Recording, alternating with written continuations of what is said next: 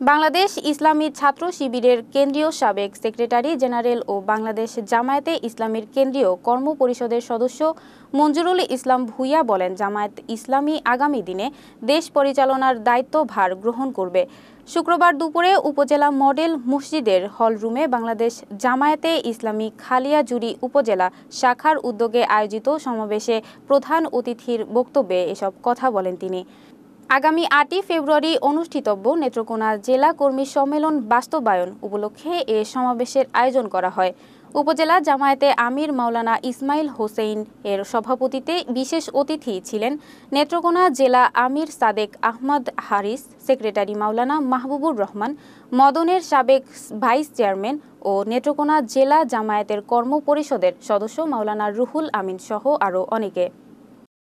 একদল দেশপ্রেমিক, ইসলাম প্রিয় এবং সকল মানুষের জন্য কল্যাণকর এমন একটা দল, সেটি মানুষ মনে করে যে জামাত ইসলামী। অতএব সে জামাত ইসলামী আগামী দিনে দেশ পরিচালনার দায়িত্বভার গ্রহণ করবে, এটা দেশের মানুষ আমাদের কাছে প্রত্যাশা করে। আপনারা কি মনে করেন? আল্লাহ তাআলা দেশের মানুষের আশা আকাঙ্ক্ষার যে মানুষের যে চাহিদা, সে চাহিদা পূরণের জন্য আমরা সবাই মিলে দেশটা এক অভিন্ন এবং ঐক্যবদ্ধভাবে আমরা গড়ে তুলব। এটাই হোক আজকের আমাদের অঙ্গীকার।